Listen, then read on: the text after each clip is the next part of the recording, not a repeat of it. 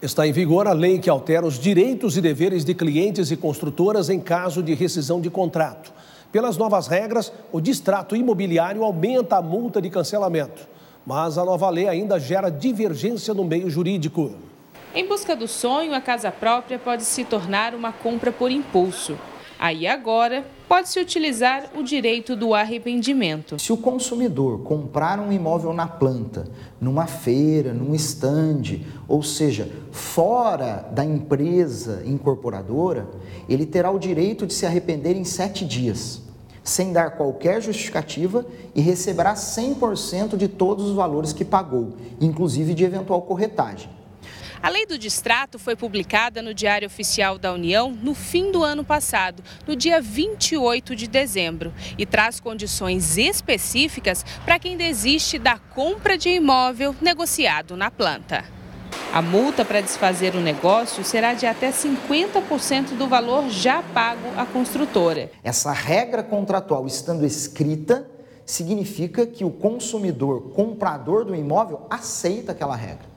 Nós, inclusive, certamente olharemos para o contrato, porque esta cláusula deve ser destacada. O Código de Defesa do Consumidor exige o destaque em letras maiores, negrito, para que o consumidor, ao assinar, possa realmente verificar o teor.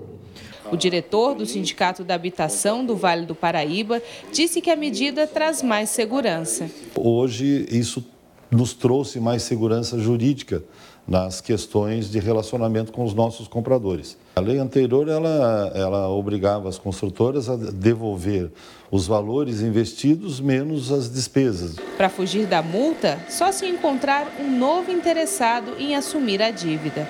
O principal ponto de dúvida é se a nova lei vale também para contratos feitos antes da sua vigência. A tendência da jurisprudência é dizer que os contratos que forem rompidos após a nova lei deverão seguir a nova lei, mesmo que os contratos tenham sido celebrados antes da nova lei. A regulamentação é vista como um incentivo para o setor imobiliário. Esta lei vai incentivar novos empregos e incentivar novos empreendimentos, novas vendas, possibilitando aí uma regularidade de mercado. Com direitos e deveres esclarecidos, além de um bom planejamento financeiro, o sonho pode virar realidade. A gente continua falando dessa lei que é do fim do ano passado, mas ainda traz muitas dúvidas para o consumidor. Para isso, eu converso agora com o Dr. Cássio Brant, que é membro do Instituto dos Advogados de Minas Gerais. A lei do distrato, ela vale para qualquer contrato imobiliário, independente de quando ele foi assinado? Não. Então, ela começou a vigorar da assinatura dela no final de dezembro do ano passado, em vigor. Aí ela funciona. Ela não tem a questão de retroagir a fatos pretéritos. Então, os contratos celebrados dessa data em diante, aí é que se aplica essa lei do distrato. Há uma diferença no valor da multa paga à incorporadora ou construtora, que pode ser de 25% ou de 50%, dependendo aí. O que depende dessa situação? Quanto vale uma porcentagem, quanto vale outra? O que ocorre? Quando houver inadimplência, daquela pessoa que adquiriu um apartamento ainda em incorporação, ou seja, aquele apartamento que está ainda em planta, ele pode ficar inadimplente e na hora que ele resgatar o valor, se não houver um patrimônio de afetação, será então em torno de 25% do valor pago. Então ele pagou aquele valor, ele só vai ser restituído 75% desse valor, obviamente corrigido com juros e correção monetária.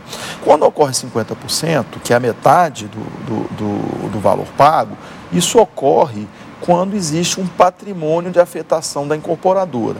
E esse patrimônio de afetação, o que acontece? Ele é uma garantia da incorporadora que ela tem patrimônio suficiente para que se conclua a obra.